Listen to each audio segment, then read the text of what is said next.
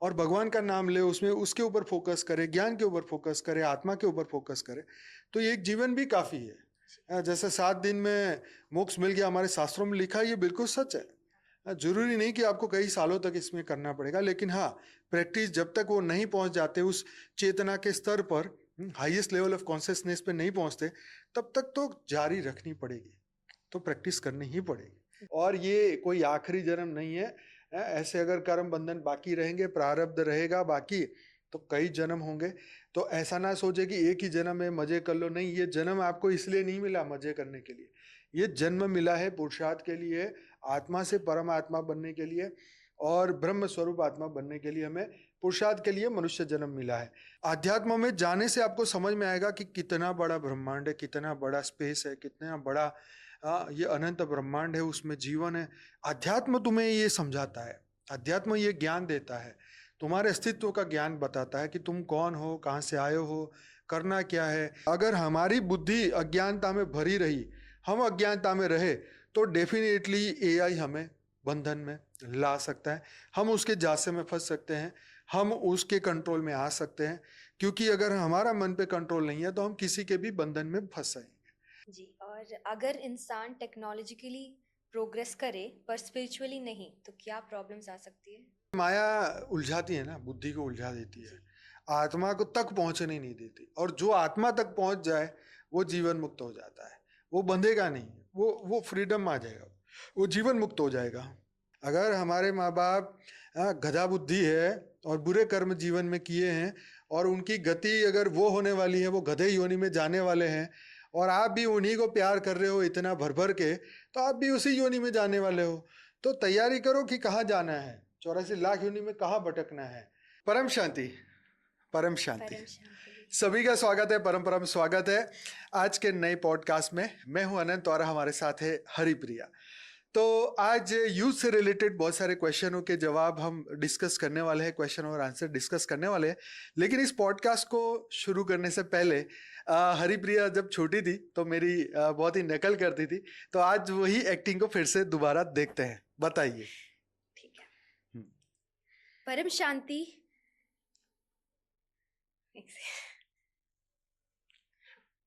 हाँ बोलो बोलो, डोंट परम वरी। शांति।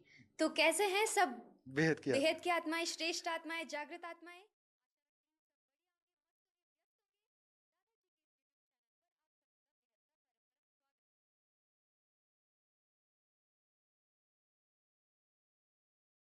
परम शांति। तो कैसे हैं सब बेहद की आत्माएं, श्रेष्ठ आत्माएं, जागृत आत्माएं? आशा रखती हूँ सब बढ़िया होंगे, मस्त होंगे, व्यस्त होंगे। दादाजी के इस YouTube चैनल पर आप सभी का बेहद का परम परम स्वागत है। और मैं हूँ अनंत, अनंत भैया नहीं, हरिप्रिया। और मैं आज अनंत भैया से प्रश्न पूछूंगी।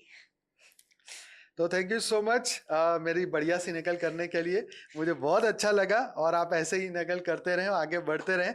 तो आज करेंगे बहुत ही बढ़िया पॉडकास्ट जिसमें युवाओं के क्वेश्चन और मेरे जवाब होंगे। तो जरूर से पूरा वीडियो देखिएगा, बहुत ही गजब का वीडियो बन रहा है। परम शांति। परम सभी का स्वागत है, परम परम स्वागत है बापूजी के इस यूट्यूब चैनल पर। मैं हूं अनंत और आज हमारे साथ है हरिप्रिया, जो कि कॉलेज में पढ़ती है और यूथ के रिलेटेड बहुत सारे क्वेश्चन उनके मन में हैं। तो आज उनके क्वेश्चन और मेरे जवाब होने वाले हैं, तो बने रहिए हमारे साथ। और करते हैं स्वागत हरिप्रिया, आपका बहुत बहुत स्वागत है बापूजी के इस चैनल पर। तो बताइए क्या क्या क्वेश्चन आप लेके आए हैं। जी, पहले माँ बापू जी को बेहद कोटि कोटि नमन, चरण स्पर्श धन्यवाद। अनंत भैया, साक्षी दीदी को बेहद अनंत कोटि धन्यवाद, चरण स्पर्श। परम शांति। परम शांति। तो पहला प्रश्न, तो लोग कहते हैं सिर्फ एक ही लाइफ है तो एंजॉय करते हैं, तो फिर अध्यात्म की क्या जरूरत है? क्या ये सिर्फ बुढ़ापे के लिए ही होना चाहिए? देखो, ये बहुत बड़ा मिथ जो है दुनिया में फैलाया हुआ है कि सिर्फ एक ही जन्म है, एक ही जन्म है, एक ही जन्म है। ये सब वेस्टर्न वालों का है। ये जो अनेक दूसरे धर्म जिसे विधर्म भी कहते हैं, ये उनकी फिलोसॉफी की एक ही जन्म है। हमारे सनातन में एक जन्म की बात नहीं है।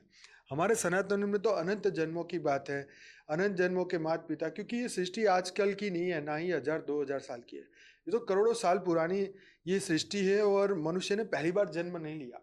कई बार उनके जन्म हुए हैं, कई बार मृत्यु हुआ है। समय बदलता रहता है, युग बदलते रहते हैं, चतुर्युग बदलते रहते हैं।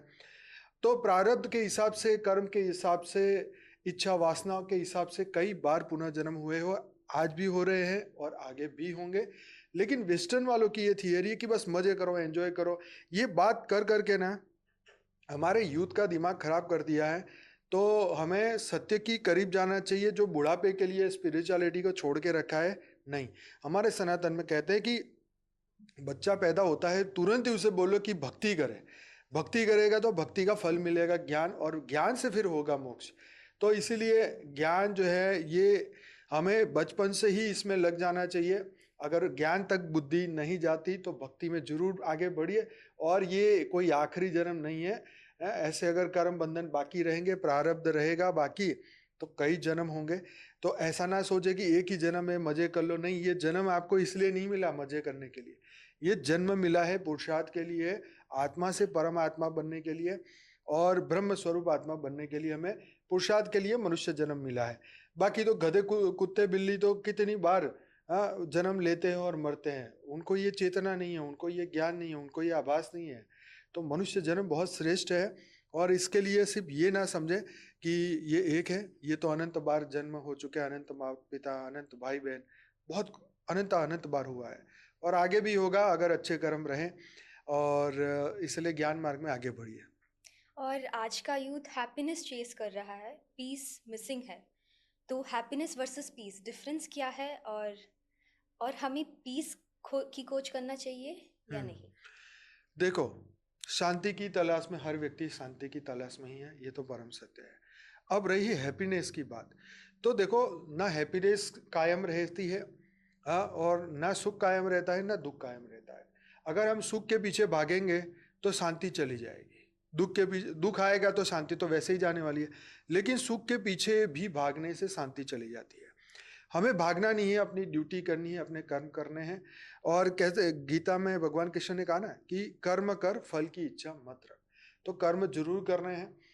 और कर्म जब हम निष्काम कर्म करेंगे तब हमें शांति मिलेगी। हमें शांति बहुत जरूरी चाहिए, इसलिए चाहिए क्योंकि शांति के बिना जीवन मतलब शांति नहीं होगी तो जीवन में कुछ भी अंत में आपको लगेगा नहीं कि मेरा जीवन वर्थ इट रहा। आपको अंत में लगेगा ये तो बेकार जीवन चला गया। तो शांति की इतनी महत्वता है, तो शांति का महत्व समझिए और शांति के ऊपर फोकस करिए। तो शांति, हैप्पीनेस अपने आप आएगी क्योंकि कर्म के हिसाब से खुश सुख और दुख मिलता है। हाँ, तो आप सुविधाएं ले सकते हैं, बराबर, आपको सुविधाएं परचेज कर सकते हैं, पर उसके लिए आपको बहुत कुछ देना पड़ेगा। शांति को पाने के लिए कीमत भी चुकानी पड़ती है, सुख पाने के लिए भी कीमत चुकानी पड़ती है। आज घर लो, गाड़ी लो, बंगला लो, सब EMI पे, तो उसकी कीमत चुका रहा है ना इंसान, मेहनत करके गधे की तरह और पैसे भरता है। तो सुख की चाहत है, पर क्या सच में वो सुखी है? सुखी नहीं है, वो तो सिर्फ दिखावे में है। तो शांति अंदर है, हमारे भीतर है, तो उसकी तलाश करो। जब आत्मा को जानोगे तो शांति का महत्व समझ आएगा, तब शांति। क्योंकि देखो हमारी आत्मा मूल स्वरूप में ही सत्य चित्त आनंद स्वरूप है। तो शांति तो भीतर है, लेकिन उसको खोजे कैसे? बिना ज्ञान तो मिल ही नहीं सकती। इसलिए कृष्ण ने क्या कहा कि अंतर्मुखी बनो, बहिर्मुखी नहीं। अंतर्मुखी मतलब अंदर में अपने आप को खोजना, बहिर्मुखी मतलब बाहर जाके ढूंढना। तो हमें हैप्पीनेस बाहर दिखाई देती है कि वहां जाऊं तो मजा आएगा, इससे मिलूं तो मजा आएगा, ये खाऊं तो मजा आएगा, लेकिन ये टेम्पररी है। जैसे ही हम अलग होते हैं, खाना खा लिया फिर वही दुखी, मिल लिया फिर दुखी, जो चीज मिल गई उसके बाद छूट ना जाए उसका डर है, कोई बच्चा है तो वो मर ना जाए उसका डर है। तो ये डर जो है वो हैप्पीनेस को आगे रहने ही नहीं देता। तो इसलिए शांति एक अलग चीज है, वो अध्यात्म से ही मिल सकती है। और परमात्मा को क्यों जानना चाहिए? परमात्मा को इसलिए जानना चाहिए कि जब तक हम अपने क्रिएटर को नहीं जान पाएंगे, हम अपने परमात्मा को, हमारी आत्मा के रचयिता को, जैसे कोई एक बच्चा होता है, अगर उसको पता नहीं हो उसके माँ बाप कौन है तो वो पागलों की तरह ढूंढता रहता है कि कौन होगा कौन होगा कौन होगा। तो जो हमारी आत्मा है उसका भी तो कोई रचयिता है ना। ऐसा तो नहीं है कि कोई इस धरती को किसी ने बनाया ही नहीं है, ऐसा तो नहीं है कि हमें किसी ने बनाया नहीं है, हम अपने आप तो नहीं आ सकते। तो जैसे ये स्थूल जगत के माँ बाप ढूंढ रहा है इंसान, तो आत्मा का रचयिता परमात्मा को क्यों नहीं ढूंढ रहा? उसको ढूंढने पर ही परम शांति मिलेगी, है ना। तो परमात्मा को ढूंढोगे तो जीवन का कार्य पूरा होगा, नहीं तो ऐसे अनंत जन्मों में हम भटकते ही रहेंगे। तो ये सुख की कामनाएं कभी खत्म नहीं होने वाली।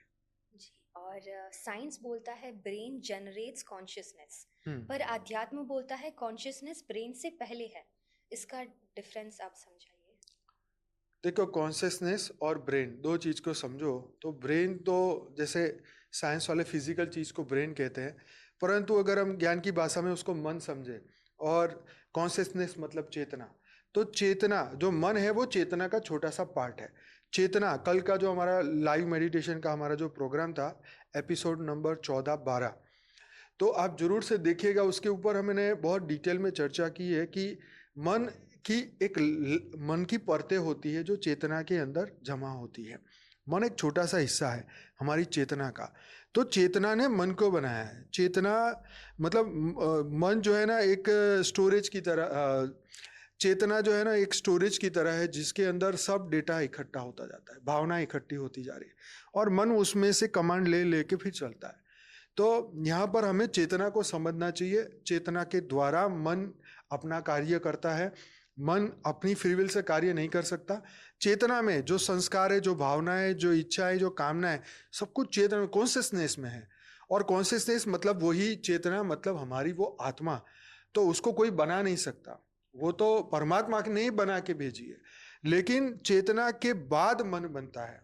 जब वो संकल्प करता है एक से अनेक होने का, तब जाके मन कार्यरत होता है ना।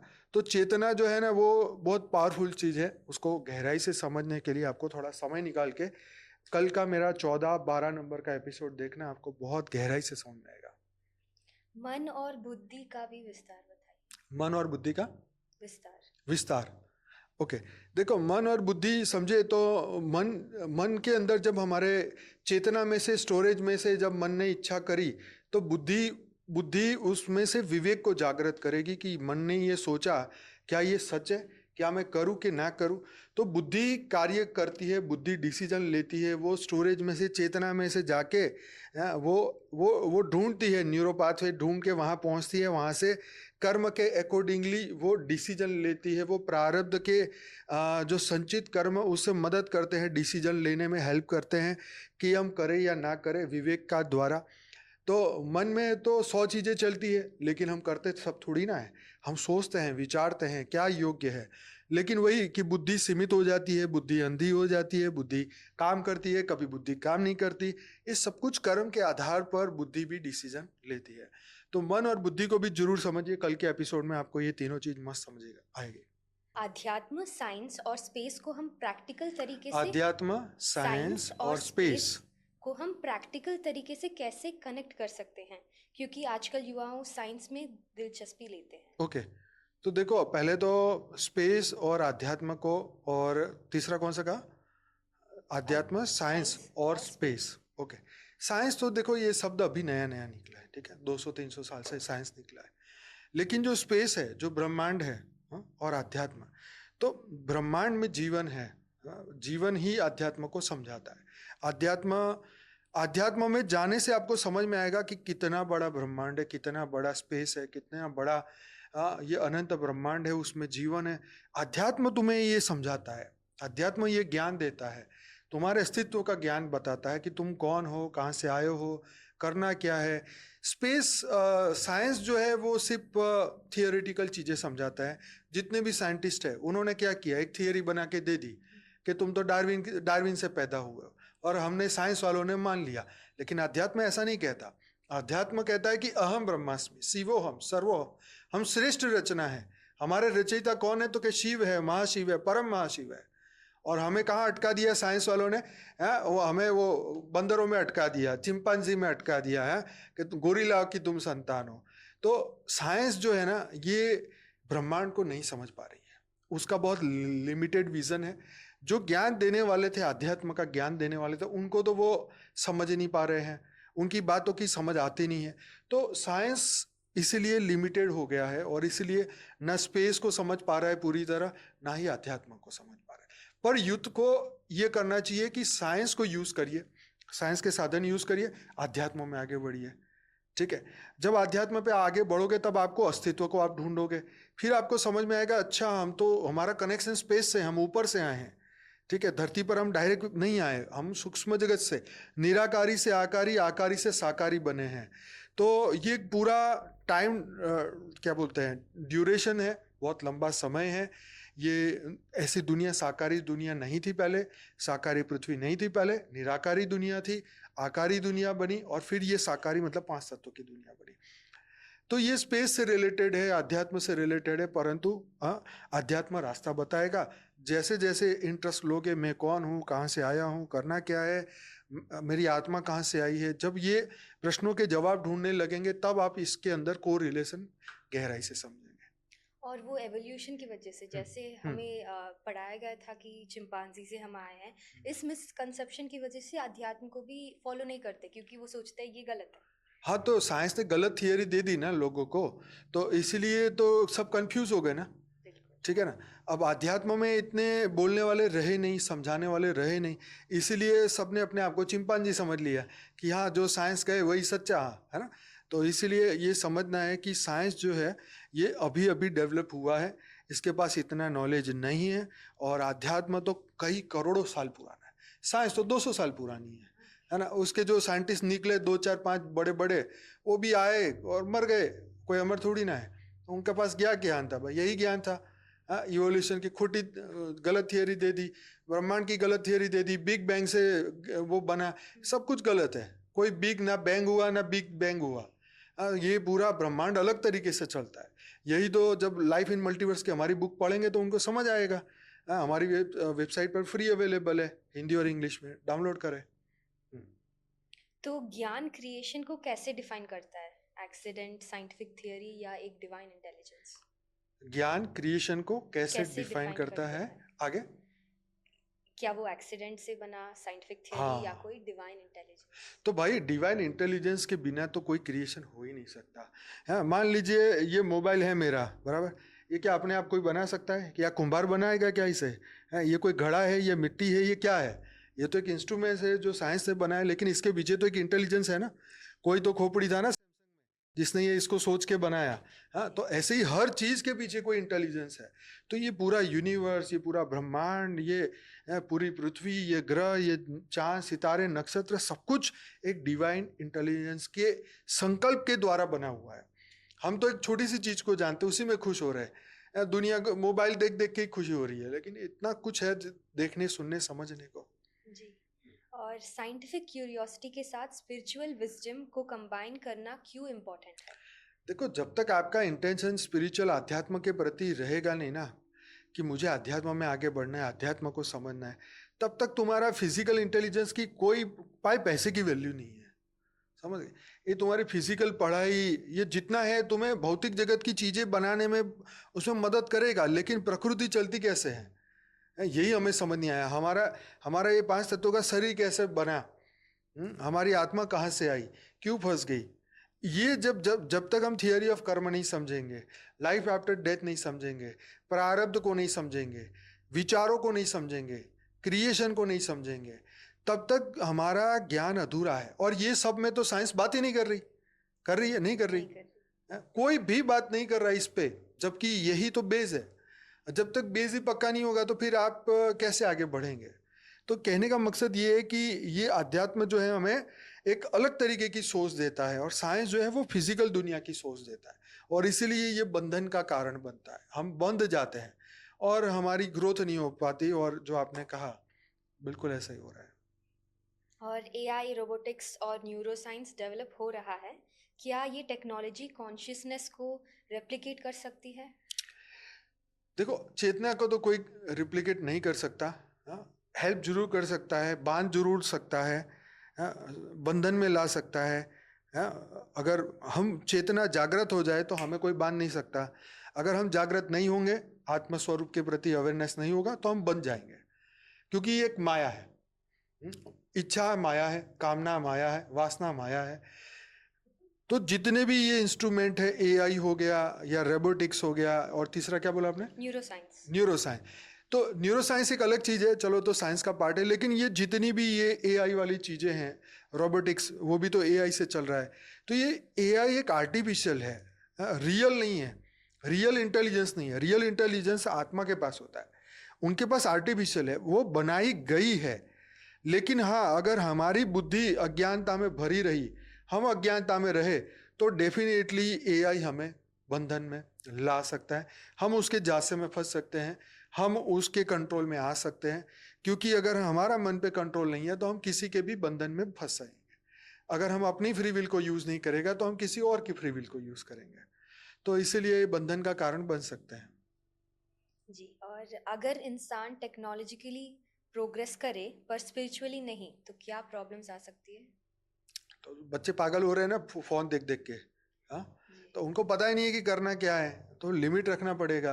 बस इसी में उलझ गए ये हैं। उलझ गए पर ना इसमें। यहाँ इस जन्म में क्यों आए हैं? क्योंकि हमें पुरुषार्थ करना है आगे, आगे के लिए, बराबर पर है। उसके बारे में भूल गए और इसी में उलझ गए।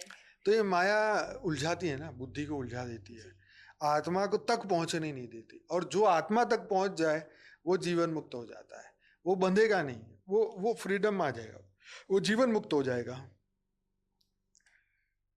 ह्यूमन माइंड हमेशा मोर क्यों चाहता है? Like more money, more success, more attention. अध्यात्म इस डिजायर्स को समझने और डिससैटिस्फैक्शन के साइकिल से बाहर आने में कैसे हेल्प करता है? देखो, अध्यात्म सच बताता है, और जो हमारी डिजायर है, ये तो ये इच्छा कामना वासना, ये तो समय समय पर बदलती रहती है। जैसे हम छोटे बच्चे थे तो हमें तो आइसक्रीम चाहिए, चॉकलेट चाहिए, खिलौने चाहिए, गाड़ी चाहिए, बंदूक चाहिए, हाँ। लेकिन जब हमारी वही चेतना फिर जागृत हुई, तो अब जैसे आप अब बड़े हो गए, आपको बोलो एक खिलौने के साथ खेलो, तो आपको अरे पागल हो क्या, मैं आपको खिलौने से खेलूंगा, आप ये कोई मेरी उम्र है। तो ये चेतना का जब स्तर बढ़ता है ना, तो हम वो चीजें छोड़ते हैं।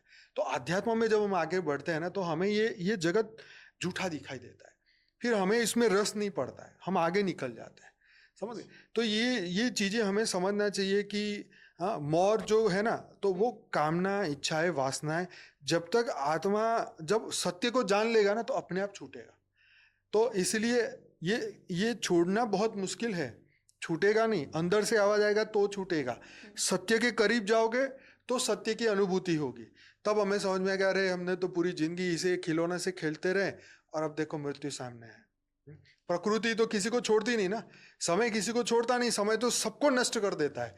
ज्ञानी, अज्ञानी, माया वाला, साधु, संत, कोई भी हो, सब खत्म हो जाते हैं ना, लेकिन सबकी गति अलग होती है।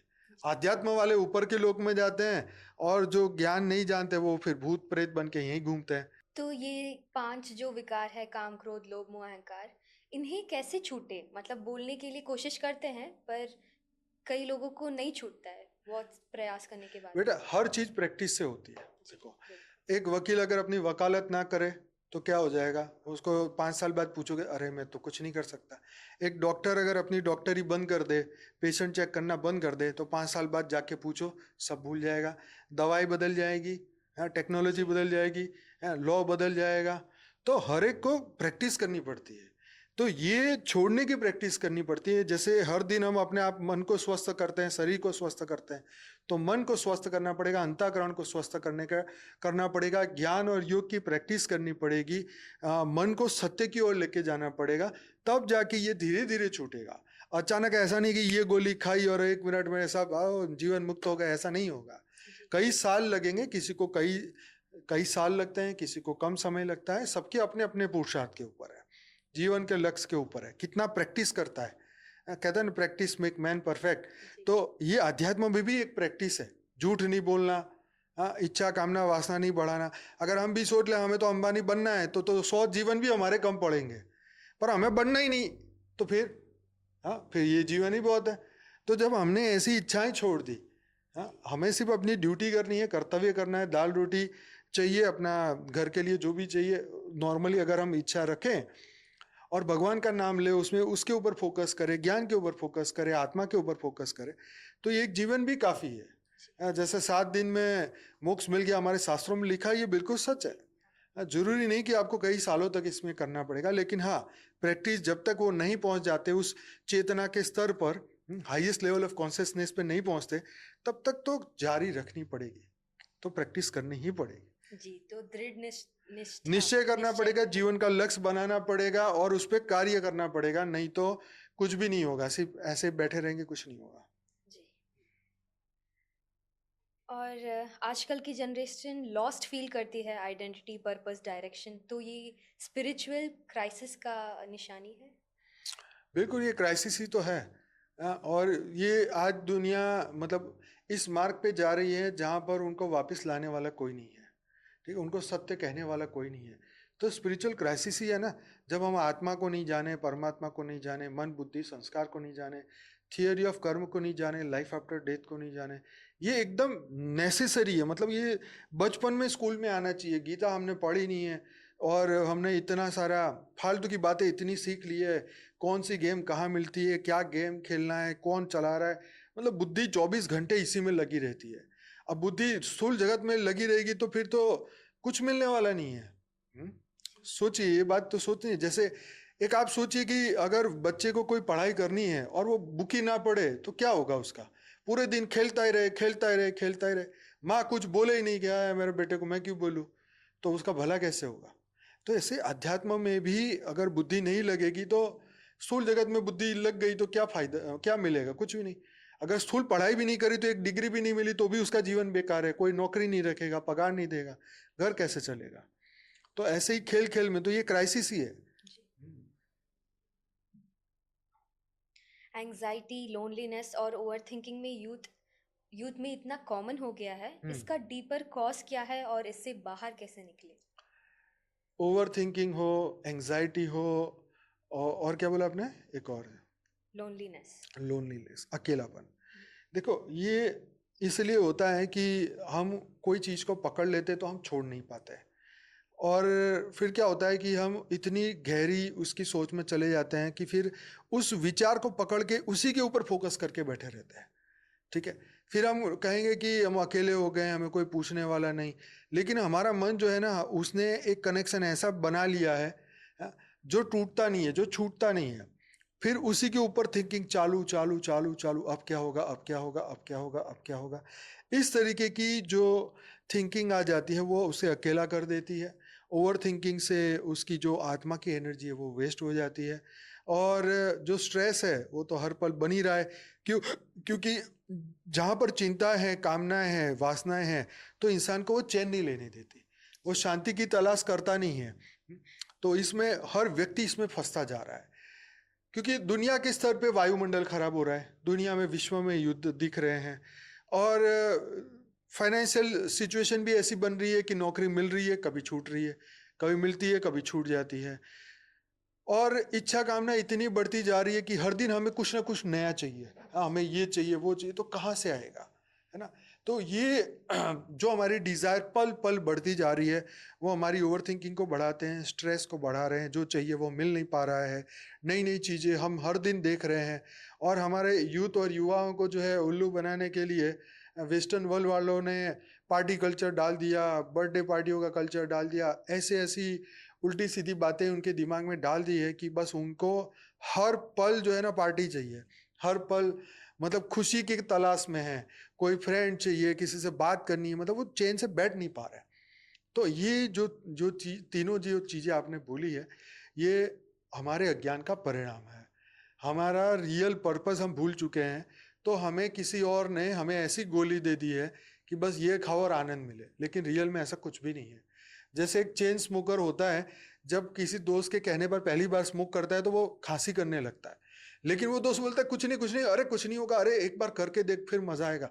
ऐसे करते करते पहली बार वो सिगरेट पीता है तो उसको लगता है अच्छा ठीक है, कोई मजा नहीं है, लेकिन बार बार सब लोग उसे क्या याद कर रहे हैं, अरे इसको पीने से तो क्या स्वर्ग दिखाई देता है, क्या अनुभूति होती है। ऐसी बातें, झूठी बातें बता बता के जो है उसके मन में ये बात बोलता है, अरे तू सिगरेट नहीं पीता, अभी तो छोटा बच्चा है, अभी तो ऐसा है, तो उसको प्रेरित करते हैं इस गलत काम में ले जाने के लिए। सिगरेट तो एक छोटी बात है, ऐसे कई सारे ऐसे नशे हैं जिसके कारण मनुष्य जो है इसमें फंसता जा रहा है। तो ये झूठी बातों का प्रचार होता है, तम्बाकू, बीड़ी, सिगरेट, और ये सब लोग जो बड़े बड़े हीरो सुपरस्टार इसमें लगा देते हैं उनको, और उनको लगता है कि यही सत्य है। तो जब हम झूठ को सत्य मानेंगे तो क्या परिणाम क्या आएगा? झूठी होने वाला है, अज्ञान ही बढ़ेगा, दुखी ही मिलने वाला है। सिगरेट पी के क्या फायदा, जब धुआं में, हवा में इतना धुआं है, ट्रक के आगे खड़े हो जाओ, देखो कितनी मिल जाएगी फ्री में सिगरेट, तब तो भागते हैं कि पॉल्यूशन हो गया, पॉल्यूशन हो गया। तो ये जब ये जो झूठा कल्चर बन चुका है ना, यही इसका रूट कॉज है, स्ट्रेस का, एंग्जाइटी का। आज से 10-20 साल पहले ऐसे स्ट्रेस नहीं होते थे, और बच्चों को होने का मतलब ही नहीं है। या तो तब हो जाए कि माँ बाप मर गए हो या कोई खाना खिलाने वाला ना हो या कोई पूछने वाला ना हो। पर जब तुम्हारे पास सब कुछ है फिर स्ट्रेस काहे का। तो ये झूठी आइडियोलॉजी दिमाग में बिठा के युवाओं को भड़का दिया गया। उनको झूठी चीजों में, मतलब कहते हैं ना कि देख दूर कितना बढ़िया रोड के किनारे मृग जल है, वो मृग जल दिखाया गया है, पर वहां रोड का किनारे पे जब पहुंचा तो कोई जल नहीं है, कुछ भी नहीं है। तो ऐसे ही हमें वो बता दिया गया कि ये करोगे तो ये होगा, ये करोगे तो ये होगा, लेकिन अंत में कुछ मिलता नहीं है। तो झूठी बातों का प्रचार हुआ, अज्ञान बढ़ गया, और इसी के चक्कर में ये लोग ओवर थिंकिंग में पड़ गए कि कैसे ये करे, लोन ले ले, क्रेडिट कार्ड ले ले। अभी नई रिपोर्ट के हिसाब से आज युवाओं ने इतने क्रेडिट कार्ड ले लिए हैं, छोटी छोटी बातों में उसको यूज कर लिया है कि वो भर नहीं पा रहे हैं और इसका स्ट्रेस हो रहा है। माँ बाप को पैसे मांगेंगे तो वो कहेंगे भी क्या करना है तुम्हें, हाँ, लेकिन क्रेडिट कार्ड यूज कर चुके हैं, अब भरना तो है, एक दूसरे से उधार ले लेके सब कर रहे हैं, और सबको आज छोटे छोटे 5-5, 10-10 हजार के लिमिट के दे दिए क्रेडिट कार्ड, तो अब लग गए इसमें। तो यही दुख का कारण है ना, ये झूठी फॉल्स पब्लिसिटी। क्या मनुष्य के अलग अलग क्रिएटर्स हो सकते हैं? और अगर मनुष्य का कोई क्रिएटर है तो क्या उस क्रिएटर का भी कोई क्रिएटर है? इस क्रिएशन चेन का टॉप मोस्ट क्रिएटर कौन है? और क्या स्पिरिचुअल साइंस के अकॉर्डिंग टॉप मोस्ट क्रिएटर एक बीइंग है, एक एनर्जी है, या एक कॉन्शियसनेस है? देखो, ये बीइंग है, ये कॉन्शियसनेस है, या चेतना है, या देखो इसको समझने के लिए ना आपको लाइन बाय लाइन आगे बढ़ना पड़ेगा, ठीक है ना, क्योंकि ये अनंत कोटि ब्रह्मांड है, अनंत ब्रह्मांडों में जीवन है, ऐसी अनंत पृथ्वियाँ हैं, ऐसे अनंत ब्रह्मांड है, महाब्रह्मांड है, परम महाब्रह्मांड है, शिव है, महाशिव है, परम महाशिव है, सबकी अपनी अपनी रचना है, और इस वक्त धरती पर सब आए हुए हैं। तो सबके अपने क्रिएटर हैं, सब आपको मैसेज दे रहे हैं, जो जिसकी रचना है उसका मैसेज वो सुनता है, वो उसको फॉलो करता है, वो उसके पास जाना चाहता है। तो ये तो परम सत्य है कि सभी के क्रिएटर सबको लेने के लिए आए हुए हैं। अब उसे क्या कहें, ये प्रश्न दूसरा है कि उसके क्रिएटर का भी क्रिएटर कौन है, उसके क्रिएटर का भी क्रिएटर कौन है, उसके क्रिएटर का, अरे ये कह रहे, ये साइंस वाले ये कह रहे हैं कि समुद्र के तल पर जितने रेत के कण है इतने ब्रह्मांड है।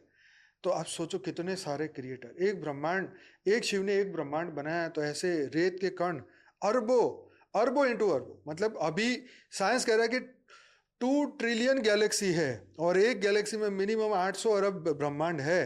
तो आपका कंप्यूटर फेल हो जाएगा।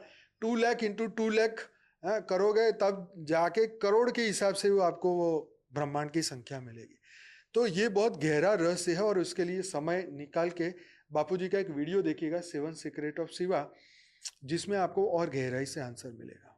और ये तो सिर्फ गैलेक्सी की बात हो रही है, बापूजी ने तो मल्टीवर्स, हाँ, उस पे भी G1 बिल्कुल से बिल्कुल G17, उसके बाद बिल्कुल पीढ़ी बिल्कुल का भी इतना कुछ ज्ञान दिया है, उसमें वही, बेहद के बेहद कला का भी, ये उसमें तो सही इतना है, अनगिनत बापूजी बिल्कुल ने बिल्कुल, समझा दिया। मतलब जिसकी कोई कल्पना भी नहीं कर सकता इस धरती पर, उसका कोई उसको समझाने के लिए नाम भी नहीं है। जैसे हम कहें कि भाई तुम्हारा दादा का नाम क्या, तो भाई पता है, परदादा का तो पता है, उसके उसके भी दादा का तो भी पता है। मान लो 17, 18, 20 पीढ़ी तक तो किसी को पता हो सकता है, लेकिन तुम्हारी 100वीं पीढ़ी, 500वीं पीढ़ी, 1000वीं पीढ़ी, 1 लाखवीं पीढ़ी का पूछे नाम तो कहाँ पता होगा, कुछ नहीं पता होगा। तो कहने का मकसद ये है कि ये इतना आदि अनादि समय से ये क्रिएशन है कि जिसके बारे में ये सब डेटा रिकॉल करना एक आम इंसान के बस की नहीं है। पर टॉप मोस्ट क्रिएटर कौन है? तो टॉप मोस्ट जो क्रिएटर है, जिसको बापूजी मतलब समझाने के लिए ऑलमाइटी अथॉरिटी कहते हैं, पर ये तो हमारे धरती लोक का नाम है, ऊपर जाएंगे तो उसका अलग नाम है, राइट। तो वो तो है, लेकिन उनके बारे में जानना अभी तो आप नहीं जान पाओगे, जब आप ज्ञान को पूरा समझेंगे तब उसको जान पाओगे। जी। और जब बताते हैं कि पहले भगवान ने तो प्यूरेस्ट फॉर्म की रचना किया था, तो अभी इतने सारे बीमारियां और दुख क्यों आ गए हैं, और इतना ब्रह्मांड क्यों गिर गया है? तो देखो बेटे, ब्रह्मांड इसलिए गिर गया है, इतनी सारी बीमारियां इसलिए हैं कि जो चेतन आत्माएं हैं वो इतने सारे कर्म बंधन में फंस चुकी है, इतना सारे कर्म बंधन का बोझ बढ़ता जा रहा है। और इस मानव शरीर में भी, एक जीवन में भी अगर एक गलती की है इंसान ने, तो अनंत जन्मों में अनंत गलतियां की हैं। तो अनंत जन्मों का जो कर्म का बोझ जो प्रारब्ध के द्वारा जमा हुआ है, वो उसे और गिरा रहा है। वो चेतन, वो आत्मा जब तक जागे नहीं है, अपने कर्म बंधन खत्म करने के लिए अवेयर होए नहीं, तब तक तो परिवर्तन कैसे होगा? नहीं होगा। पर भैया पहले तो सब कुछ पता था ना, पहले आत्मा पता को था, लेकिन मजे मजे जागृत। में ही वो टाइम निकल गया ना। जैसे बचपन से लेके अभी तक की उम्र में अगर हमने ज्ञान के बारे में सोचा ही नहीं, तो हमने मजे मजे में, खेल खेल में पूरा जीवन निकाल दिया। तो ये अनंत जन्मों से ऐसा हो रहा है, जब से फिजिकल दुनिया में आए हैं तब से हो रहा है। न सिर्फ साकार दुनिया में, जब हम आकारी रूप में भी थे, देवता फॉर्म में भी थे, तब भी यही चल रहा था। उनको ये नहीं पता था कि मेरी इस सोच का क्या परिणाम होगा। अगर मैं ये ब्रह्मांड बना दूंगा और इतना क्रिएशन कर दूंगा, तो मैं उनको फिर पावर दे के कैसे चलाऊंगा? जैसे एक फैमिली में 2-5 बच्चे हैं तब तक तो ठीक है, लेकिन किसी के 50 बच्चे हैं तो वो तो गधे की तरह रोज सुबह उठ के उनके खाने पीने का प्रबंध करेगा, पढ़ाई का प्रबंध करेगा, नौकरी का प्रबंध करेगा, खुद लंबा हो जाएगा इस चक्कर में। उसको पता नहीं था। तो ये कहने का मकसद है कि हमारे विचारों ने हमें इतना फंसा दिया कि हम मतलब वापस रिवर्स जर्नी की ओर नहीं सोच रहे। हम अभी भी यही सोच रहे, अरे सब बढ़िया होगा, अभी तो और होगा, अभी तो ये बाकी है, अभी तो अगला जन्म लेंगे, अभी तो 100 जन्म लेंगे। लेकिन ये जन्म लेने का समय नहीं, इसमें से जागृति का समय। कृष्ण ने भी अर्जुन को बोला था कि तू अपने परलोक को सुधार ले, इसी जन्म में सुधार, स्थित प्रज्ञ बन जा। लेकिन हम क्यों नहीं बन रहे? क्योंकि इसका कोई प्रचार नहीं हो रहा है, कोई बता नहीं रहा है। तो बंधन तो हम अज्ञानता में क्रिएट कर ही रहे। तो ज्ञान को खोजना चाहिए ना। इंसान ज्ञान तब खोजता है जब दुखी हो जाता है, झटका लगता है। हाँ, और तब जाके फिर देर भी हो जाती है। फिर ये देह जो है वो कर्म करने लायक भी नहीं रहता।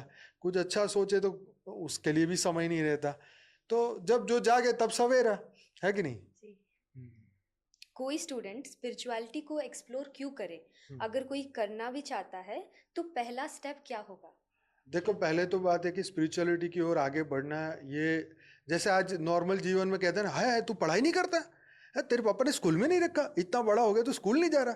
हम कैसा कहेंगे उसको, बताओ? अगर किसी का बच्चा 15 साल का हो गया और वो स्कूल में ही नहीं जा रहा, तो हम क्या कहेंगे उसको?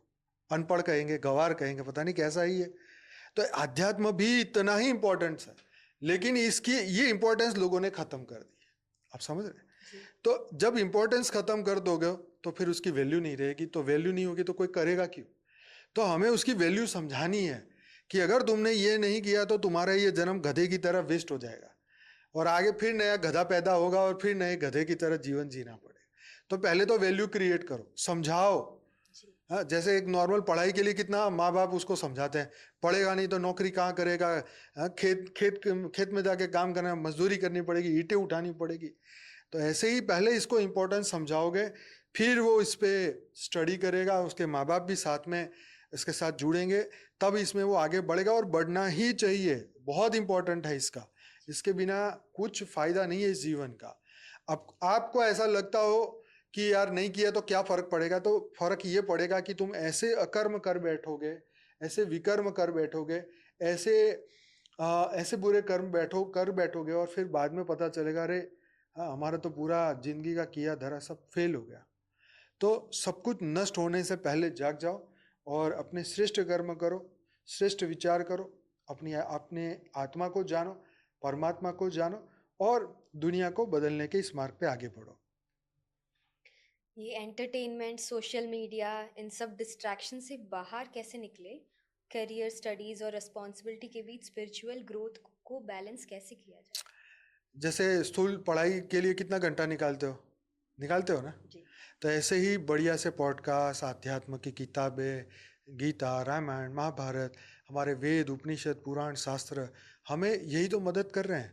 तो टाइम निकालो ना इसके लिए। खेलने कूदने, हंसने मिलने, घूमने फिरने का तो टाइम है। स्क्रीन टाइम सबके 2-2, 3-3 घंटे हो गए हैं। हाँ, तो उसमें हम अच्छा नहीं कर सकते क्या? हाँ, हम अपने आत्मा कल्याण के बारे में नहीं सोच सकते क्या? हम मोक्ष की ओर नहीं सोच सकते क्या? हाँ, ये बात अलग है कि हमारे माँ बाप ऐसे विकारी बन चुके हैं कि वो हमें ये बोलते ही नहीं है कि तुम आत्मा का कल्याण करो या मोक्ष की तरफ जाओ। तो खुद की बुद्धि दौड़ाओ। हाँ, क्योंकि उनकी जो गति होगी, तुम उनको प्रेम करोगे तो तुम भी उनके पीछे ही जाओगे। अगर हमारे माँ बाप गधा बुद्धि है और बुरे कर्म जीवन में किए हैं, और उनकी गति अगर वो होने वाली है, वो गधे योनि में जाने वाले हैं, और आप भी उन्हीं को प्यार कर रहे हो इतना भर भर के, तो आप भी उसी योनि में जाने वाले हो। तो तैयारी करो कि कहाँ जाना है। 84 लाख योनि में कहाँ भटकना है, राइट। ये समझना होगा, हर एक को समझना होगा। जिसको हम अपना अपना अपना अपना कर रहे हैं, क्या वो पिछले जन्म में तुम्हारा अपना था? अनंत जन्मों में अनंत भाई बहन माता पिता बेटा बेटी सब कुछ हो चुका है, लेकिन तुम्हारा रियल में कौन है? कोई नहीं। हाँ, एक गलती करके देखो, 2 झापट मार के घर से बाहर निकाल देंगे, करेंगे कि नहीं? हाँ, फिर तुरंत ही बोलेंगे तेरे जैसे को क्यों पैदा किया मैंने। तुम्हारी एक गलती का वेट है, बस 1 मिनट में रिश्ता कट हो जाएगा, समझ गए? यही तो दुनिया को समझना है। कौन है तुम्हारा? कोई नहीं है। तुम्हें सिर्फ गलती एक ही करके रिश्ता देखो। होगा, परमात्मा और आपका। हाँ, तो आत्मा और परमात्मा का एक ही रिश्ता है जो वो हमें वो ज्ञान देते हैं, लाइट देते हैं, आत्मा का प्रकाश देते हैं। इसके सिवाय बाकी हमारे संगी साथी है, वो हमें इस यात्रा में मदद कर रहे हैं। लेकिन अगर वो सच्ची तरह मदद नहीं कर रहे हैं तो फिर झूठी मदद तो हर एक कर रहा है। वो तो पड़ोसी भी आके फ्री का ज्ञान देके जाएगा, आएगा बोलेगा अच्छा क्या पढ़ रहे हो, क्या करोगे जीवन में आगे, कब शादी करोगे, कहाँ करोगे, लड़की ढूंढ दूं क्या, ऐसे 100 बातें करेंगे। तो उनका क्या करना है ना? तो ये तो हद की बातें हैं, तो फालतू की बातें हैं, इसमें क्या मतलब है? तो अध्यात्म जो हमें आत्मा का ज्ञान दे, परमात्मा की तरफ ले जाए, उस ज्ञान का महत्व है। अगर हमारे माँ बाप उसमें हमारी मदद करते हैं तब तो वो हमारे लिए पूजनीय है। और अगर हमें वो कहते ही है कि ये सब झूठ है, मजे करो खा पी के, तो वो खुद भी डुबा रहे अपने आप को और हमें भी डुबा रहे। जी, जो शाश्वत है बस उसी के पीछे जाना है। हाँ, हिरण्यकश्यपु की तरह, समझ गए? हाँ। क्या ये यूनिवर्स रियल है या सिमुलेशन? यूनिवर्स तो रियल है, सिमुलेशन में तो हम फंसे हैं, हमारी चेतना ने फंसा दिया है हमें। यूनिवर्स एकदम रियल है। एक यूनिवर्स नहीं, ऐसे कई यूनिवर्स है, वो भी रियल है। ये ब्रह्मांड एक नहीं, अनंत ब्रह्मांड है, वो भी रियल है। शिव एक नहीं, अनेक है, वो भी रियल है। रियल तो सब कुछ है, लेकिन हमारी बुद्धि कहीं अटक गई है। एक गेम खेलने की आदत पड़ती है तो बच्चा पूरे दिन गेम खेलता रहता है, वो उसको वो दे दो तो वो फंस गया सिमुलेशन में। हाँ, वो पिक्चर का डायलॉग है ना, फंस गया सीएम। तो ऐसे ही हर बंदा उसमें फंस जाता है कहीं ना कहीं, कोई पैसे डबल करने के चक्कर में, कोई नौकरी में, कोई बिजनेस में, कोई खुशी में, कोई किसी में। तो सिमुलेशन में वो फंसता है जो अपने आप को नहीं जानता, जो परमात्मा को नहीं जानता। तो जो ज्ञान को, अपने आप को जानता है, ढूंढता है, वही इससे सिमुलेशन में से मुक्त हो सकता है। नहीं तो ये रेट रेस में भागते भागते फिर मरेंगे, फिर पकड़ेंगे, और कोई लैब वाले के वहां पैदा हो गए तो तुम्हारे चूहे का एक एक एक एक एक पूरी बॉडी अलग कर देंगे। तो ये जीव की ये कहानी है। और यही होता है जब अज्ञान में कर्म बंधन बहुत बुरे होते हैं, तो कहीं ना कहीं कर्म भोग तो करती ही है आत्मा। और अभी मेरा एक नया एपिसोड आएगा 14-13 नंबर, जो आज रात को लाइव में लूंगा। उसमें यतन शरीर के बारे में मैं चर्चा करने वाला हूं, जो कि मोस्ट इम्पॉर्टेंट चीज़ है, आज तक चर्चा हुई नहीं है। तो सभी दिव्य आत्माएं ये एपिसोड को सर्च करके जरूर देखना। हालांकि ये एपिसोड आएगा तब तक तो मेरा लाइव हो चुका होगा। और कॉन्शियसनेस एवॉल्व हुई है या मैटर से पहले ही एग्जिस्ट करता है? वो पहले से ही थी, मैटर तो अभी आया ना। कॉन्शियसनेस मतलब चेतना, चेतना मतलब आत्मा, आत्मा तो निराकार रूप से थी। ये मैटर, ये जो कुछ भी देख रहा है, ये सब कुछ तो बाद में आया है। ये सूक्ष्म जगत में से ये स्थूल जगत बना है। ये स्वर्ग के अंदर जो जो चीजें थी, नदियां, पेड़, पहाड़, सब कुछ उसकी कॉपी धरती पर आई है, और यहाँ पे उसको रेप्लिका करके लाया गया है देवताओं के द्वारा। ठीक है, देवताओं ने सोचा कि भाई यहाँ पर है, हम पृथ्वी को भी ऐसा बनाएंगे। तो ऊपर से सब नीचे आए, नीचे से ऊपर कुछ नहीं गया है। तो पहले कॉन्शियसनेस थी, चेतना थी, फिर उसने आकारी रूप बनाया, फिर उसने इच्छा कामना वासना करी तो आकारी दुनिया बनी, और आकारी दुनिया के बाद में ये साकारी मतलब 5 तत्वों की दुनिया बनी। तो कॉन्शियसनेस तो पहले से थी जी। और हम इसी में अगर कुछ अच्छा सीनरी देख लिया या नॉर्दर्न लाइट्स कैसे, इसी में हम इतना खुश हो जाते हैं, तो सोचिए उस परंदाम में इतना और खुशी मिलती होगी। वो तो देखो, एक बात है, जब हम स्वर्ग की कल्पना भी नहीं कर सकते इस धरती लोक पे बैठ के, तो उसे ब्रह्म का आनंद जो कहा गया है परम धाम में, उसकी तो कल्पना ही नहीं कर सकते।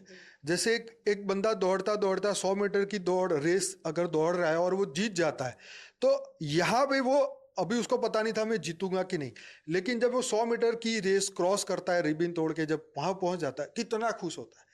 तो यहां से यहां में कितना खुश हो गया, 100 मीटर में ही खुश हो गया, अरे मैं तो जीत गया, जीत गया, जीत।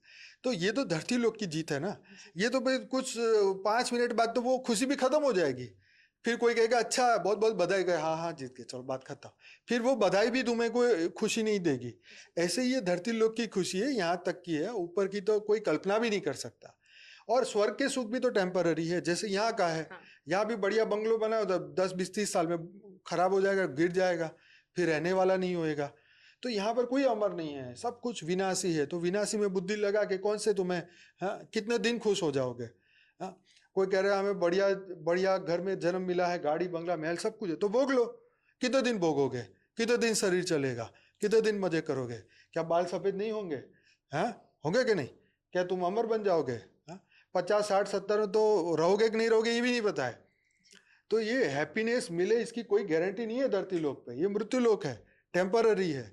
जिसको ये बात समझ आ जाए ना, वो फिर अमर लोक के बारे में आगे सोचता है और तब उसकी बुद्धि वहां लगती है। और बहुत सारे मिसकंसेप्शंस है, लाइक जैसे क्रिश्चियनिटी में बोलते हैं हेवन को जाना है, और यहाँ भी स्वर्ग में जाना है, पर स्वर्ग तो कुछ है ही नहीं, लेकिन वो ही बेटा, नीचे आ जाते हैं। अरे पर उसके लिए कितनी लंबी कतार है पता है? कितनी लंबी वेट करनी पड़ती है। कौन से दिन हेवन मिलेगा पता है?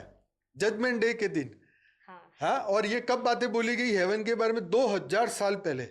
हाँ, क्रिश्चियन ये क्राइस्ट का जो कैलेंडर चल रहा है 2025 2000 साल पहले किसी ने बोला था कि जजमेंट डे आएगा। तो 2000 साल से सब इंतजार कर रहे हैं वो हेवन में जाने का। हाँ, स्वर्ग में जाएंगे हम, कोई नर्क में जाएगा, कोई, हाँ, कोई कयामत के दिन की राह देख रहा है। इस्लाम वाले देख रहे हैं ना, 1435 साल हो गए उनको, वही वेट कर रहे हैं। तो भाई ये बोल के गए, उनको पता नहीं है कब आएगा वो। हाँ, किसके हाथ में ये दुनिया है उनको पता नहीं है, सिर्फ इंतजार है हेवन में जाने का, वो भी कल्पना वाला है। बाकी तो सब यहीं भटक रहे हैं, भूत प्रेत बन के वही कब्रों में बैठे हुए हैं। उन्होंने कहा जब तक वो ना आए तब तक तुम यहीं बैठ के इंतजार करो, तो करो भाई तुम लोग। हमारे तो सनातन में तुम और जन्म लेके अपना फटाफट निकलो फ्री विल से। तो यही तो अज्ञान है। क्या हम यूनिवर्स में अकेले हैं या दूसरे रेल्म्स एग्जिस्ट करते हैं? यूनिवर्स तो फुल ऑफ लाइफ है। यहाँ से लेके अगर इस ब्रह्मांड की बात करें तो पृथ्वी से ऊपर 7 लोक है, पृथ्वी से नीचे 7 लोक है, 14 लव का एक ब्रह्मांड है। ऐसे कई ब्रह्मांड, महाब्रह्मांड, परम महाब्रह्म, हर जगह लेयर्स ही लेयर्स है यूनिवर्स तक। तो इतना सारा लाइफ है, इतना सारा लाइफ है, लेकिन साइंस वाले के पास तो जवाब नहीं है। बापूजी ने बहुत बढ़िया जवाब दिए हैं। आप life in history of universe का वीडियो सुनिए, सर्च करिए, यूट्यूब में है। टुडेज मल्टीवर्स का वीडियो सुनिए बापूजी का, बापूजी ने बहुत अच्छी तरीके से समझाया। जी। तो पैरेलल यूनिवर्स भी एग्जिस्ट करते हैं? बिल्कुल। और क्या ह्यूमंस के पास फ्री विल है या हमारे डिसीजंस प्री प्रोग्राम्ड स्क्रिप्ट्स है? फ्री विल तो देखो आज किसी के पास रही नहीं। हम अपनी मन की इच्छा को ही फ्री विल कहते हैं। जैसे अभी चाय पीने की इच्छा हुई तो दोस्त मिल गया तो बोले चलो 5 स्टार होटल में चाय पीने जाए। अब पैसे नहीं है तो बोले चलो तफरी पे जाके चाय पी के आते हैं, रोड पे जाके पी के आएंगे। अगर कुछ नहीं है तो चलो घर बना लेते हैं, ठीक है। तो ये फ्री विल कुछ है ही नहीं हमारे पास। हमारे पास ये वायुमंडल में पड़ा हुआ कचरा ही विल बन के बाहर आ रहा है। हाँ, अगर वायुमंडल में अवसाद है, दुख है, तो उसको देख के हम दुखी हो जा रहे हैं। स्मशान में जाके दांत फाड़ के दिखाओ, हंस के दिखाओ, कोई हंसेगा ही नहीं, क्योंकि वहाँ वाइब्रेशन है दुख के है।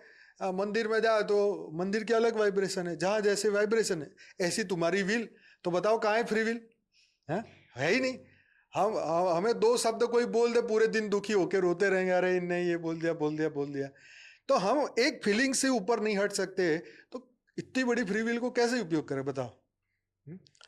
हाँ, हमें कोई कुछ कह देता है कि तू तू तो ऐसा दिखता है, तू तो ऐसी दिखती है, तो एकदम इंफीरियर कॉम्प्लेक्स आ जाता है, एकदम दुख का पहाड़ टूट गया। अरे उसने ऐसा बोल दिया, मम्मी ला के देगी क्रीम, बेटा ये लगा कल से गोरी हो जाएगी फेयर एंड लवली। तो कहने का मकसद ये है कि हमारी फ्री विल रियल में अज्ञान की फ्री विल है आज की डेट में। जब ज्ञानी बनोगे तब आप रियल में फ्री विल को यूज कर पाओगे, जिसमें आप आत्मा का कल्याण करोगे। फ्री विल का मतलब ये नहीं कि मैं पत्थर उठाऊं किसी को मारूं। हाँ, आत्मा का कल्याण के लिए यूज करो, विश्व के कल्याण के लिए यूज करो, वो है फ्री विल। बाकी सब तो धरती लोक की विल है, इच्छाएं, कामनाएं, वासनाएं। ये ब्रह्मांड क्यों बना और हमने क्यों जन्म लिया? ब्रह्मांड क्यों बना और हमने क्यों जन्म लिया? देखो हर एक की जन्म की अलग अलग कथाएं हैं। हाँ? आपने सुना साधु संतों की, तो भाई किसी ने धरती पर ये संकट आ गया था तो साधु संत आए, अवतार आए, इन्होंने मानवता के कल्याण के लिए जन्म लिया, ठीक है। उनको खुद का शौक नहीं है, वो लोग तो तपलोक में रहने वाली आत्मा है, वो तो दिव्य आत्मा है। हर आत्मा धरती पर कोई पर्पज से आती है, कोई बाय एक्सीडेंट आ जाती है, कोई इच्छा कामना वासना से आती है। तो सबके अपने अपने पर्पज है। और दूसरा क्या था क्वेश्चन इसमें? ये ब्रह्मांड क्यों बना और हमने क्यों जन्म हाँ, लिया? तो ये ब्रह्मांड बनाया शिव ने बनाया अपने शिव ने सोचा कि मैं एक सन एक हूँ, तो उन्होंने ब्रह्मा विष्णु शंकर की रचना की और उन्होंने ये ब्रह्मांड बनाया। और इस ब्रह्मांड में आने का डिसीजन, मतलब हर एक अलग अलग रचना है ना, कोई अलग अलग जगह से आया है, कोई अलग ब्रह्मांड से आया है। तो जो इस ब्रह्मांड की ही आत्मा है, अगर उससे रिलेटेड ये बात करें तो इस ब्रह्मांड की आत्माएं तो फंसी हुई है। कई बार प्रलय प्रलय कल्प प्रलय बहुत कुछ हुआ है, तो ये होता ही रहता है, ये ड्रामा चलता रहता है। ये मनवंतर आते हैं, चतुर्युग आते हैं, तो आत्मा विवश हो जाती है, उनको आना ही पड़ता है। इस ब्रह्मांड की अगर आत्माओं की बात करें तो वो तो फंसी हुई है, वो तो ना चाहते भी आएगी। सिर्फ उसको एक टेम्पररी, एक चतुर्युग का मोक्ष मिल सकता है। अगर उससे ऊपर के लोक में गए तो एक मनवंतर का मोक्ष मिल सकता है। इससे ऊपर चले गए, शिव समान बन गए, परम धाम में चले गए, तब तक तो अच्छा टाइम मिल जाएगा। नहीं तो वो फंसी हुई है, बंधन में है। यहाँ कोई मुक्त नहीं है, सबको आना पड़ेगा, सबको फंसना पड़ेगा। लेकिन जो इस ब्रह्मांड की नहीं है वो यहाँ से निकल सकती है, उसके पास फ्री चॉइस है, वो जब चाहे यहाँ से निकले। उसको कोई बांध नहीं सकता, उसे कोई नहीं कहेगा तू यहाँ जन्म ले।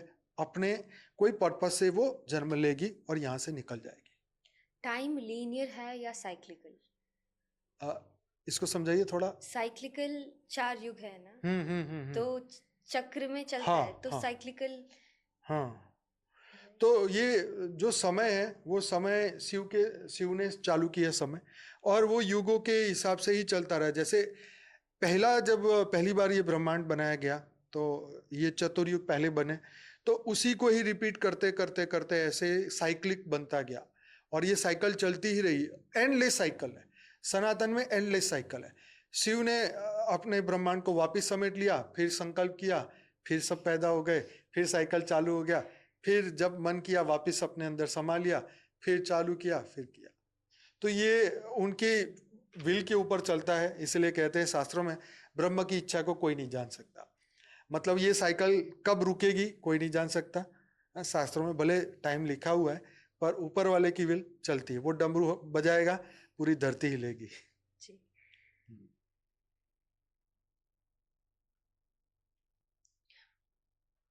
कुछ लोगों का मानना है कि ये लाइफ बस एक सिमुलेशन है, जैसे एक गेम है।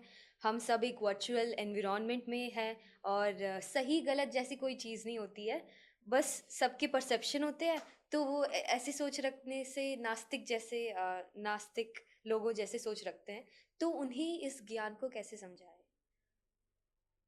देखो, ज्ञान को समझना है तो ज्ञान की तरीके से समझना पड़ेगा, कुछ नियमों को मानना पड़ेगा। तुम कहो जी आत्मा भी नहीं है, परमात्मा भी नहीं है, तो भाई जय राम जी की, तुम अपने रास्ते, हम अपने रास्ते, तुम्हारे को कुछ समझ नहीं आएगा।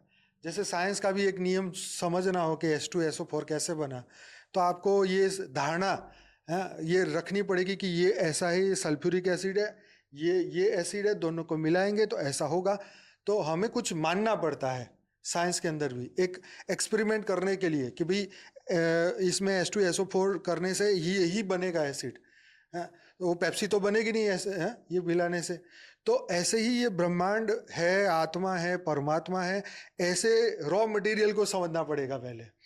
और जब ये बातों को एक्सेप्ट करोगे, जब धर्म को एक्सेप्ट करोगे, शास्त्रों में लिखी हुई बातों को सुनोगे, समझोगे, तब धीरे धीरे धीरे बातें समझ में आएगी। अचानक ही नहीं आएगी। और मैंने कहा ना कि नास्तिक बुद्धि वाले तो कुछ समझ नहीं पाएंगे, तो वो तो जब दुखी होंगे तब सत्य को ढूंढने जाएंगे, तो उनकी हमें कोई परवाह नहीं है। लेकिन जो जो सच में कुछ जानना चाहता है, तो वेद उपनिषद पुराण में सबसे पहले गीता पढ़े, मैं कौन हूँ, यहाँ पे क्यों हूँ, थियरी ऑफ कर्म सीखे, उसे फॉलो करे। क्या है लाइफ आफ्टर डेथ, क्या है जीवन का रहस्य, क्या है मृत्यु का रहस्य, कहाँ से आत्मा आती है, कहाँ जाती है, समय का चक्र क्या है, ये आदि अनादि क्या है, ये धरती पर सर्जन कैसे हुआ, विसर्जन कैसे होगा, निराकारी दुनिया आकारी कैसे बनी, 5 तत्वों की कैसे बनी, ये सब कुछ धीरे धीरे धीरे धीरे धीरे पढ़ाई करना शुरू करेगा, तब जाके ये बातें उनको समझ आएगी। जी। और कुछ लोगों को ये मिसकंसेप्शन है कि स्पिरिचुअलिटी बस एक ब्लाइंड बिलीफ है, मैनिपुलेशन होता है, झूठा भरोसा होता है, तो उन्हें कैसे समझाएं? देखो, वही बात है कि समझना इंसान को खुद खुद जब तक वो खुद खोज नहीं करेगा तब तक उसे कुछ समझ ही नहीं आएगा। और ये ब्लाइंड फेथ नहीं है। तुम्हारे जैसे, मतलब इसलिए बोल रहा हूँ थोड़ा कड़क भाषा में, कि तुम्हारे जैसे कितने लोगों ने आके यही सोचा था। जो लोग ऐसा सोचते हैं ना, ऐसे लोगों ने, ऐसे लाखों लोग हैं, करोड़ों लोग हैं जो ऐसा सोचते हैं और आते हैं और जाते हैं, कुत्ते की मौत मरते हैं, फिर पैदा हो जाते हैं, फिर यही बिलीफ रखते हैं, फिर मरते हैं, फिर जीते हैं, फिर मरते हैं। पर इसका उनको ये जवाब खुद को ढूंढना चाहिए कि मेरे कितने जन्म हुए, क्यों हुए। ये कोई ब्लाइंड फेथ नहीं है। तुम जड़ें खोदो, ये जमीन खोदो, उसमें से तुम्हें मूर्तियां ही मिलेगी, तुम्हें उसमें से भगवान ही मिलेंगे। हाँ, तो क्यों मिलेंगे भाई? कौन तुम्हारा दादा अंदर डाल के गया था? हाँ, तुम्हारे दादा ने भी किया है, उनको जाके पकड़ के पूछो क्या ब्लाइंड फेथ था, तुमने क्यों मूर्तियां छुपाई अंदर, क्यों भक्ति करते थे? हाँ, और कोई एक बंदे की बात ही, यहाँ तो ये पूरी सृष्टि में तो अनंत समय से ये होता आ रहा है। तो ये कोई ब्लाइंड फेथ नहीं है, ये परम सत्य है। अगर छोटा मोटा भी कोई झूठ वूठ भी करे ना, तो 2 4 5 दिन उसकी दुकान चलती है। साल 2 साल 5 साल 10 साल चल जाता है। 10 साल से आगे कोई रुक नहीं सकता अगर वो सत्य ना हो तो ये पुरानी बातें लाखों सालों से चलती आई है कि यहाँ पे ये पुराना मंदिर था, यहाँ पे ये साधु संत थे। तो ये सत्य है कि भाई करोड़ों साल की ये हिस्ट्री है धरती पर।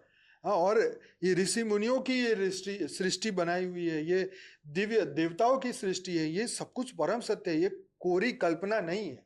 अगर आप ऐसा ही बिलीव रखोगे तो आप इतनी जल्दी नष्ट हो जाओगे और 84 लाख योनि में जाओगे, आप कल्पना भी नहीं कर सकते। क्यों? क्योंकि आपका मन इतना खराब हो जाएगा। अगर आप धर्म से नहीं चलोगे तो क्या होगा मुझे बताओ।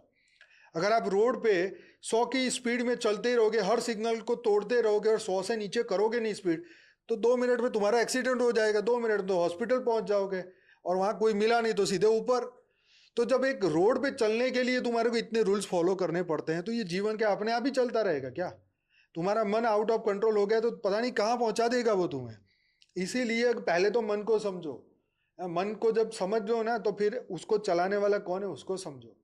किसने तुम्हें ये जन्म दिया, अच्छे खासे स्वस्थ शरीर पैदा होके आए हो, तो इसका लाभ उठाओ। हाँ, नहीं तो फिर अगले जन्म में ना आंख होगी, ना पैर होगा, ना कुछ होगा, तो फिर ढूंढना, नहीं नहीं नहीं कुछ नहीं है, तो फॉल्स है। अरे फॉल्स नहीं है भाई, सच्चा है। तुम्हारे को अभी समझ नहीं आएगी तो एक दिन तो समझ आएगी हमारी बात। तो इसलिए सत्य को समझो, सत्य को सत्य ही समझो। और बहुत सारे लोग भक्ति से ही खुश हैं, वो ज्ञान मार्ग में अभी नहीं चलना चाहते। उन्हें कैसे मोटिवेट करे और इन्फ्लुएंस करे कि ज्ञान मार्ग ही सच्चाई? क्योंकि श्री कृष्ण ने भी बताया, मैं जब तब ज्ञान से नहीं मिलता हूँ, मैं बस ज्ञान से मिलता हूँ, पर सच है। फिर भी वो बस भक्ति में खुश हैं। नहीं, देखो ऐसा होता है कि अभी जो वो भक्ति करें उनको डबल और ट्रिपल करनी चाहिए, भक्ति बढ़ा देनी चाहिए, क्योंकि जितनी जल्दी बढ़ाएंगे उतनी जल्दी ज्ञान उनको समझने की शक्ति आएगी। देखो कई लोगों को क्या है, ज्ञान समझने की शक्ति नहीं है, तो हम सोचते हैं कि ये बेचारे, मतलब जैसे कई कई लोग जीवन में पढ़ सकते हैं, मतलब पढ़ लिख के आगे बढ़ जाते हैं, कई बच्चे नहीं पढ़ पाते। तो हमें भी ये समझ में आता है कि बेचारा पढ़ क्यों नहीं पा रहा है। 5वीं फेल हो गया, 6ठी भी पढ़ लेता, कोई 12वीं तक पहुंच जाता, कॉलेज नहीं पढ़ पाता। तो ऐसे ही ये ज्ञान भी ऐसा है, हर व्यक्ति ज्ञान में नहीं बढ़ सकता, लेकिन अगर वो भक्ति करेगा तो भक्ति का फल मिलेगा ज्ञान, और ज्ञान धीरे धीरे समझ में आएगा। तो होगा, शुरुआत होगा, थोड़े थोड़े बेसिक सुनना शुरू करें, बेसिक लेक्चर सुने, आत्मा को सुने, गीता सुने, रामायण सुने, महाभारत सुने, धीरे धीरे धीरे भक्ति से वो ज्ञान में आगे बढ़े, पर विश्वास रखे होगा। और आजकल सब लोग मैनिफेस्टेशन और यूनिवर्स से मांगते हैं, तो लॉ ऑफ अट्रैक्शन की बात करते हैं, तो उन्हें ज्ञान कैसे समझाए? देखो वेस्टर्न वर्ल्ड ने ये दिखा दिया, बता दिया, एक मार्ग बता दिया कि मैनिफेस्ट करो, मैनिफेस्ट करो। घर में छत पे लगा दी $100 की नोट, और सुबह उठ के उसको देखो, बस उसको देखते रहो, देखते रहो, देखते रहो। लेकिन भाई देखो, हमारे सनातन में कर्म करने का नियम है। तुम 100 की नोट नहीं, तुम यहाँ डोनाल्ड ट्रंप की भी फोटो लगा दोगे तो भी तुम्हारे कर्म नहीं बदलने वाले, या एक नोट की जगह 1000 नोट लगाओगे तो भी तुम्हारे कर्म नहीं बदलेंगे। कर्म तो करने पड़ते हैं, वो तो तुम्हें सिर्फ एक आइडिया दे रहे हैं, वो तुम्हें मोटिवेट कर रहे हैं, परंतु रियल काम है कर्म करना। यूनिवर्स से मांगने से वो दे देता, तो हर चौराहे पर भिखारी सभी मर्सिडीज मांग रहे हैं, सभी गाड़ी बंगला महल मांग रहे हैं, तो क्यों नहीं मिल रहा? वो कर्म नहीं कर रहे हैं, वो भाग्य नहीं है उनका। तो ये बातों को पकड़ो ना, ये झूठी बातों को छोड़ दो। मैं वहां जा रहा था, मेरे लिए पार्किंग खाली थी, मैं ये सोचूंगा तो मिल जाएगा। अरे मिलना होगा तो मिलेगा, नहीं मिलना होगा तुम्हारे हाथ में तो कुछ भी नहीं है। तुम्हारे सोचने से मिल जाता तो तुम अमर लोग ना चले जाते, यहाँ क्या धक्के खाते। हाँ, तुम यहीं पर अमर बन जाते। तुम क्यों बूढ़े हो रहे हो? हाँ, क्यों तुम्हारी जवानी जा रही है? क्यों तुम्हारे ये सब हर दिन तुम सब कुछ खो ही रहे हो? तो रोक दो, रोक के दिखाओ। यूनिवर्स को बोलो बूढ़ा ना करे, यूनिवर्स को बोलो राम को दुख ना मिले, यूनिवर्स को बोलो कृष्ण को दुख ना मिले। अरे सबने अवतारों ने दुख भोगा है, तो तुम्हारे यूनिवर्स ने रोका नहीं? उसको पूछना नहीं चाहिए कि राम आके दुखी क्यों है भाई, कृष्ण आके दुखी क्यों है भाई? थियरी ऑफ कर्म क्या क्या यूनिवर्स रोक लेगा? कुछ नहीं रोक सकता। तो ये झूठी थियरियां बदलनी चाहिए, झूठा अज्ञान हटाना चाहिए, सत्य को फेस करना सीखो कि तुम्हारे कर्म में है तो तुम्हें भोगने ही पड़ेंगे। बाहुक और क्रूक तुम्हें ये पूरा करना है, चाहे हंस के रो, हंस के करो या रो के करो, कर्म तो पूरे करने ही है। तो ये सत्य को समझोगे तो आसान हो जाएगी जिंदगी, और अगर नहीं ये समझोगे तो तुम्हें 100 जगह धक्के खाने पड़ेंगे। अरे मेरा चमत्कार करवा दो, वो वाले यूनिवर्स से बात करवा दो, दूसरी वाली गैलेक्सी से बोल दो यार मेरा कोई कर दे, एंड्रोमेडियन कोई आके हमारा काम कर दो, वो एंजल को बुला लो, इसको बुला लो, इसको बुला लो, इसको बुला लो, किसी को भी बुला लो, तुम्हारा दुख कोई हटा नहीं सकता। ये स्वीकार करो, सत्य को समझो, जितना सत्य के करीब जाओगे इतने आनंद में रहोगे।